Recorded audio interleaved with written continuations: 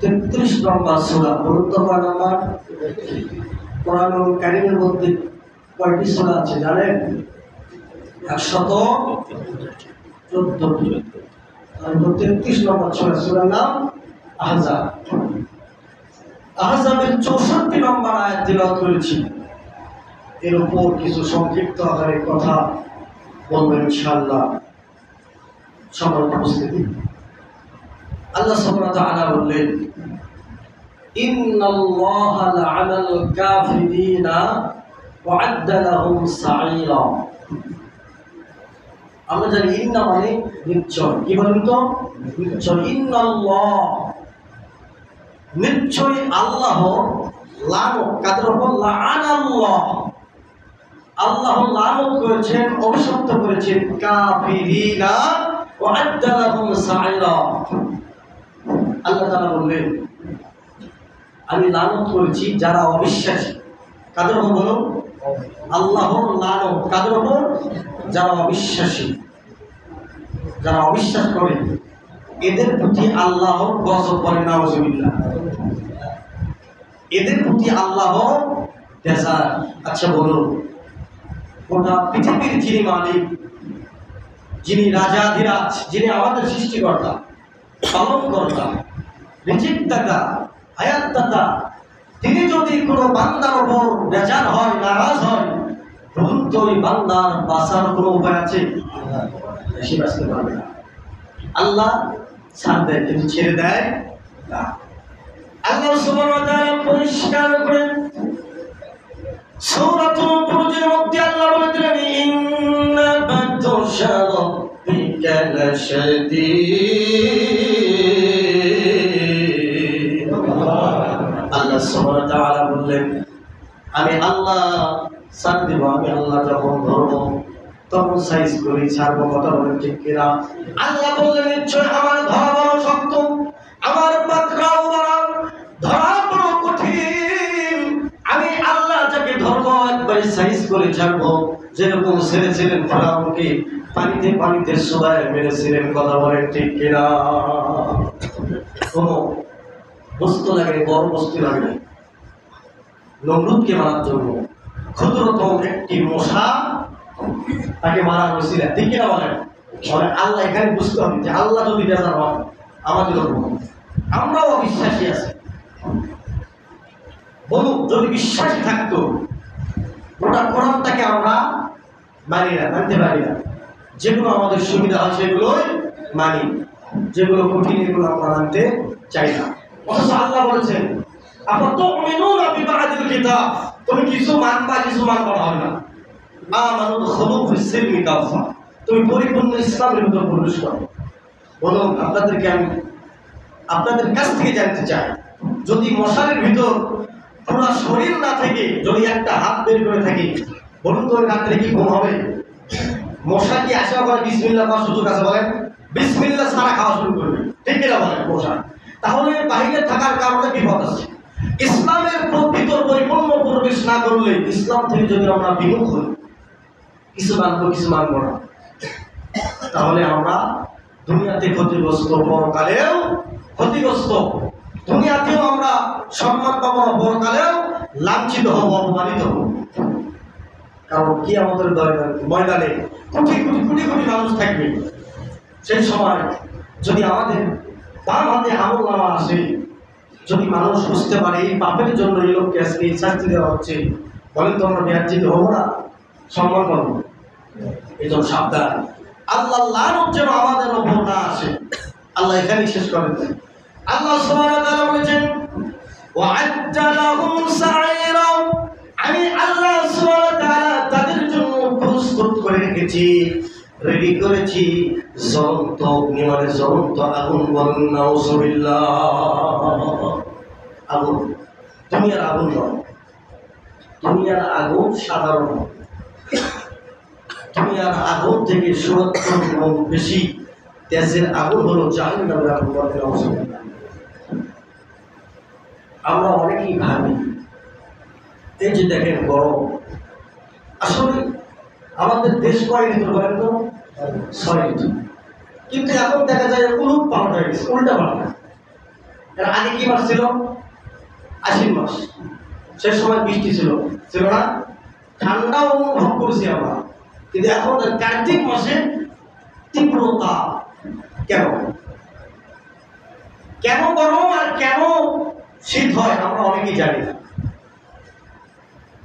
আল্লাহ রাসূল সাল্লাল্লাহু আলাইহি সাল্লাম বলেছেন, আবু হুরায়রা রাদিয়াল্লাহু তাআলা আনহু থেকে বর্ণিত, মুহাম্মদ মুস্তাফা সাল্লাল্লাহু আলাইহি সাল্লাম বলেন, সাহাবারা শোনো, জাহান্নাম এত তেজের, পরিষ্কার করে আপনাদেরকে আগে আমি বোঝাই।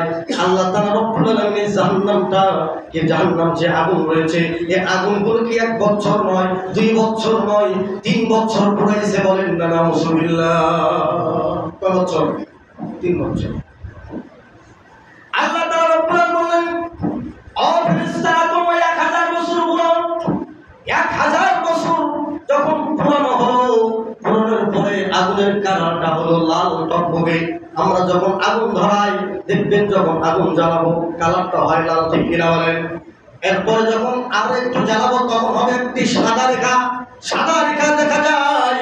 আল্লাহ তাআলা বললেন, ও ফেরেশতারা, 1000 বছর দিয়ে হবে না, আর একটি 1000 বছর ঘোরাও। আর 1000 বছর যখন পুরানো হলো, জাহান্নামের আগুনের কালার হয়ে গেল সাদা। আল্লাহ বলেন, ওরে জিবরাইল, ফেরেশতারা, শোনো, এই 2000 বছর দিয়েও হবে না, কারণ আমি আল্লাহ তাআলা রব্বুল আলামিন এদেরকে এত নিয়ামত দিয়েছি। এই নিয়ামত খাওয়ার পর যখন অশুকর করবে, এই 2000 বছর দিয়ে এর শাস্তি হবে না, তোমরা আরেকটি 1000 বছর ঘোরাও। 3000 বছর যখন জাহান্নামের আগুনটারে পোড়ানো হলো, জাহান্নামের আগুন হয়ে গেল কালো ধবধবা অমাবস্যার রাতের চাইতেও কালো। নাউজুবিল্লাহ। 3000 বছর আল্লাহ বলেছেন কালো। আর জাহান্নামীকে যখন জাহান্নামে দেওয়া হবে, দেওয়া দেরি খুবই ছাই হবে না। আমরা মনে করি ছাই হবে না। জাহান্নামে হোক আর জান্নাতে, জাহান্নামে গেলে সে কখনো মরবে না, বাঁচবেও না, এমন অবস্থা। আর জান্নাতে শুধু সুখ আর শান্তি। এই জাহান্নামে যারা যাবে, আল্লাহ রাসূল সাল্লাল্লাহু আলাইহি সাল্লাম বললেন, সাহাবীরা শোনো, এই যে গরম আর শীত, কেন এই জাহান্নামের স্তরগুলো এক স্তর আর এক স্তরকে গ্রাস করেছে, মানে গিলে ফেলতেছে, এত উত্তাপ জাহান্নামের গর্জন। তখন আল্লাহ তাআলা রব্বুল আলামিনের কাছে ফরিয়াদ করলেন, ইয়া রব্বি, ইয়া রব্বুল আলামিন, আমাদের তো অবস্থা খারাপ, এক স্তর আর এক স্তরকে গ্রাস করছে, খেয়ে ফেলছে, গিলে ফেলতেছে, কি করবো ভাই? কি আল্লাহ তাআলা রব্বুল আলামিন বললেন, জাহান্নাম, আমি আল্লাহ তাআলা রব্বুল আলামিন তোমাদেরকে 2 বার পৃথিবীর রূপে নিঃশ্বাস ছাড়ার অনুমতি দিলাম। সেই থেকে যখন একবার নিঃশ্বাস ছাড়ে, এক নিঃশ্বাসে হয় গরম, আর একবার যখন নিঃশ্বাস ছাড়ে, এই নিঃশ্বাসে হয় শীত। কথা কি বুঝতে পারছেন? এই যে গরম আবহাওয়া, মানুষ যেন বুঝতে পারে জাহান্নামের যদি নিঃশ্বাস এরকম হতে পারে, রাতের বেলাও কিন্তু সূর্য থাকে না, তাকে বলেন থাকে না, এরপরেও যদি কারেন্ট যায় কি কষ্ট, থাকতে পারি না, অতিষ্ঠ হয়ে যায়। সামান্য এতটুকু যদি সহ্য না করতে পারি, তাহলে আল্লাহ তাআলা রব্বুল আলামিন বলেছেন, নারুল্লাহিল মুওয়াদা, আল্লাহর ঠিকই প্রজ্বলিত আগুন। এই আগুন দুনিয়ার আগুন নয়, এই দুনিয়ার আগুন থেকে 70 গুণ বেশি কাজের আগুন জাহান্নামের আগুন। দুনিয়ার আগুন যদি হাতে লাগে হাত পড়ে, পায়ে লাগে পা পড়ে, আল্লাহ তাআলা রব্বুল আলামিন বলেন, আল্লাতী তাত্তালিউ আলাল আফইদা, এই জাহান্নামের আগুন কোন মানুষের শরীরে যদি কিঞ্চিত পরিমাণ লাগে, পায়ের তালাও যদি লেগে যায়, সঙ্গে সঙ্গে তাদের হৃদয় গ্রাস করবে, তাদের অন্তরটা ভূমি কলিজা পর্যন্ত ছাই করে দিবে, বলেন নাউজুবিল্লাহ। সম্মানিত উপস্থিতি, সাবধান, হুঁশিয়ার, আগুন দুনিয়ার আগুন, দুনিয়ার আগুন লাগেও ধরেছে, কিন্তু দুনিয়াতে মারা যায়, কিন্তু জাহান্নামে কেউ মরবে না, বাঁচবে না, এমন অবস্থা। আল্লাহ সুবহানাহু ওয়া তাআলা বলেন, 65 নম্বর আয়াতে আল্লাহ বলেন, খালিদিনা ফিহা আবাদা, আল্লাহ তাআলা বলেন তারা সেখানে থাকবে চিরস্থায়ী, তাদের জন্য চিরস্থায়ী জাহান্নাম তাকে রাখা হবে, জাহান্নাম থেকে তাদেরকে বের করা হবে না। এটা কাদের জন্য? কাফেরদের, যারা কাফের হবে, যারা একবারে বিশ্বাস যাদের নেই একবারে। কিন্তু আমরা তো আল্লাহ আছে বিশ্বাস করি, কি করি না বলেন? যে নামাজ পড়ে না, ওর সামনেও যদি নবীকে গালি দেওয়া হয়, বলেন তো ঠিক থাকবে? ঠিক থাকবে, নামাজ না পড়বে। এই জন্য মুসলমান কখনো কাফের হয় না, কুফরি করে। কি করে? কুফরি করতে পারে, কিন্তু কাফের হয় না। কাফেরদের জন্য জাহান্নাম একবারে স্থায়ী, ওখান থেকে বের করা হবে। কিন্তু মুসলমানকে আল্লাহ জাহান্নামে দিলে একদিন শাস্তি যখন যে পরিমাণ পাপ করেছে সে পরিমাণ যখন শাস্তি হবে, এরপরে তাকে আল্লাহ দয়া করে জান্নাতে দিতে পারে। তাহলে সে আশা করে দেখবেন এক সেকেন্ড জাহান্নামে থাকার মতো শক্তি আমাদের আছে বলুন? নেই। এটাই তাদের জন্য হলো হুম ফিহা খালিদুন ব্যবহার করেছেন, যে জায়গায় আছে কাফের তারা চিরস্থায়ী। আল্লাহ তাআলা রব্বুল আলামিন বলেছেন লা ইয়াজিদুনা ওয়ালিয়ান ওয়ালা নাসীরা। আল্লাহ তাআলা বলেন সেখানে তারা কোনো অভিভাবক পাবে না। কি পাবে না বলুন? অভিভাবক পাবে না, কোন গার্জেন পাবে না। তুমি আর তুমি যদি কোনো বিপদে পড়ে যায়, অনেক অভিভাবক বাড়ায়, ঠিক কিনা বলেন? যতই বিপদ হোক না কেন, অনেকেই বলে অভিভাবক আমি আছি, কি কোনো সমস্যা নাই। কিন্তু কালকে আমাদের দিনে কোনো অভিভাবক থাকবে না। আল্লাহ বললেন সেখানে শুধু অভিভাবকই পাবে না তাই নয়, সেখানে কোনো সাহায্যকারীও পাবে না। কথা দিকা আল্লাহ সে সাহায্য করবে কিভাবে? সাহায্য করার মতো ক্ষমতা তার থাকবে না, সে নিজেই তো পেরেশান। আসলে ময়দানে অন্যান্য নবীরা পর্যন্ত এনাফসি উঠবে। সেখানে আপনি আমি বসে আছি, পীরের খানকায়, পীরের দরবারে যাই, পীর বলে শুধু মরে দাও, জান্নাতে নিয়ে যাওয়ার দায়িত্ব আমার। বলেন নাউযুবিল্লাহ। মিথ্যা বললাম নাকি? এগুলো আছে আমাদের কাছে, এগুলো দেখা যায়। বলে বাবা যখন তোমার দিকে যাই, তুমি তাকাও বাবার পায়, হাকিকত আছে সেই জায়গায়। তোমার মনে কি চাই বাবার জানা আছে, তাই বলেন নাউযুবিল্লাহ। বলুন তো গায়েবের মালিক কে? আল্লাহ। এটা কিন্তু তাদের, আমি শুধু বললাম, এটা তারাই বলে। আর বলতে আছে বাবা তোমায় ভালোবাসি, চরম ছবিতে বাবা তোমার কাছে আসি, বলেন নাউযুবিল্লাহ। আর বাপ মার জীবনে খেদমত করে না, এরকম শয়তান আছে না? তোর কপালে ফাটার দেয়, বাপ মায়ের খেদমত করে না। মক্কা মদিনায় যদি কেউ হজ করতে যায় আর মায়ের সঙ্গে যদি খারাপ ব্যবহার হয়, আর হজ বিমানবন্দর পর্যন্ত আসবে না। আপনি কি বুঝতে পারছেন? সবচাইতে বড় পীর হলো আপনার আমার মা বাবা। তোর মা বাবা চলে যাবে, বলুন মা বাবা নাই। বাবার সমতুল্য যারা, তাদেরকে শ্রদ্ধা করুন, তাদেরকে ভালোবাসুন। খালা চাচি যারা আছে তাদেরকে শ্রদ্ধা করুন। এরা দর্শনের জন্য হিদায়াত নিয়ে বসে আছে। অথচ আল্লাহ তাআলা রব্বুল আলামিন রাসূল আমাদের শ্রেষ্ঠ নবী পর্যন্ত কাউকে হিদায়াত দিতে পারেনি, ঠিক কিনা বলেন? হিদায়াত কার হাতে বলুন তো? আল্লাহর হাতে। আল্লাহ বলেছেন আমি যাকে হিদায়াত দিব, আমি যাকে সৎ পথে পরিচালিত করব, সে সৎ পথে পরিচালিত হবে।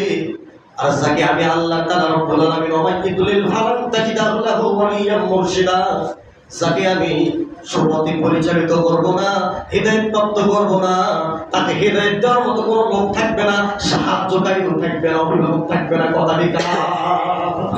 আর কোনো পীর কি কখনো দিতে পারে? কখনো সম্ভব না।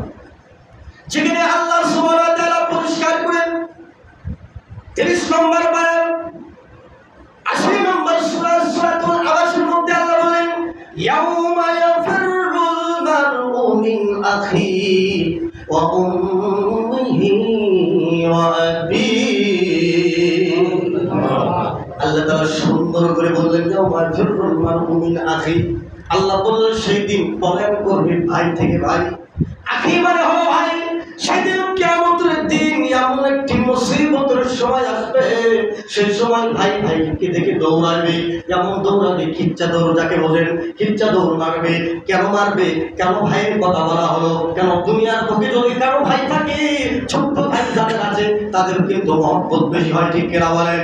এই জন্য দেখবেন কোনো ভাই যদি বিপদে পড়ে, সর্বপ্রথম যদি ঢাকাও থাকে, ঢাকায় থেকে ভাইকে সাহায্য করার জন্য আসবে। ভাইয়ের দোষ ত্রুটি বুঝবে না, আগে বলবে তারে ফাটাও দেখা যাবে, ঠিক কিনা বলেন? এই জন্য কালকে আমাদের ভাই ধরবে। যদি ওই বিপদের জন্য আজকে যদি আমি এখানে পাকড়াও হব, যদি পাকড়াও হয়ে যায় বাঁচতে পারবো না। ভাই তোর ভাইকে কত মহব্বত করে, সেদিন ভাই চিনবে না, ভাই ভাইকে চিনবে না। আল্লাহ বলে আমার ফুরুমার মনে রাখি অহম্মিহি ওয়াবি। উম্মি মানে হলো মা, কি বলো? মা। মা সেদিন ভুলে যাবে, আবি বাবা সেদিন ভুলে যাবে। অথচ দুনিয়ার বুকে বাঁচাবে আমার এই সন্তানকে দুনিয়ার বুকে আনার জন্য মা জননী 10 মাস 10 দিন কষ্ট করে, সারাটি রাত ঘুম হয় না। শুধু তাই নয়, বাচ্চা যখন বড় না হওয়া পর্যন্ত, 6-7 বছর না হওয়া পর্যন্ত এই সন্তানকে মা কোনো স্বার্থের জন্য নয়, স্বার্থবিহীন, স্বার্থ ছাড়াই এই সন্তানকে খেদমত করে করে বড় করে তোলে, বলেন ঠিক কিনা? যাদের সন্তান নাই লক্ষ লক্ষ টাকা ব্যয় করে সন্তানের জন্য, এই সন্তানকে সেদিন মা ভুলে যাবে, মা চিনবে না। হাদিসে পাওয়া যায় একটি নেকির জন্য আল্লাহ রাসূল সাল্লাল্লাহু আলাইহি ওয়াসাল্লাম বলেছেন, সে শত শত বছর মায়ের কাছে দাঁড়িয়ে থাকবে, এরপর শেষ পর্যন্ত মায়ের জবাব হবে, বাবা আমি তো তোমাকে চিনি না, পৃথিবীর বুকে আমার বিবাহ হয় না। আপনার কথা আছে সেখানে মা বলুন তো, পৃথিবীর বুকে সবচাইতে কাছের মানুষকে বলুন মা। একটা বাবা এত কষ্ট করতে পারবে না, 10 মাস 10 দিন ঘরে ধারণ করে মা। বুঝুন, একটা ইটা যদি আপনাকে বেঁধে দেওয়া হয় 1 কেজি 1.5 কেজি ওজনে, আপনি কিন্তু চলাফেরা করতে আপনার কষ্ট হবে। কিন্তু এই মা 2.5 কেজি 3 কেজি 3.5 কেজি 4 কেজি পর্যন্ত সন্তান হয় না, বলেন? আমি দেখে আসলাম 4 কেজি পার পর্যন্ত সন্তান হয়।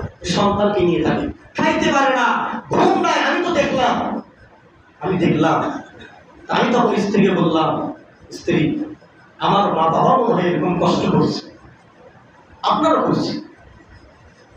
এই 1 বছরে যত শিক্ষা আমি পেয়েছি, বিশ্বাস করবেন না, 3 মাস থেকে শুরু করে বমন খাইতে পারে না, কত কষ্ট।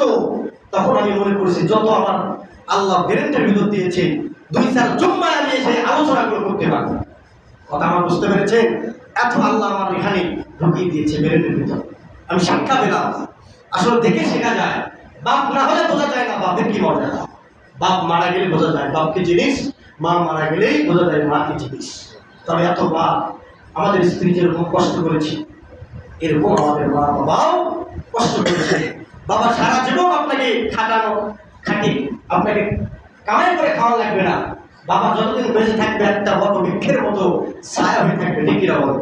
এই জন্য সম্মানিত উপস্থিতি, আপনাদেরকে অনুরোধ করি, এই মা বাবাদেরকে কখনো আপনার কষ্ট জীবন ইনশাআল্লাহ। এই বলে আমি কথা এখানে শেষ করতেছি। সামনের জন্য ইনশাআল্লাহ বাকি আলোচনা করবো। আর এখন তো দিন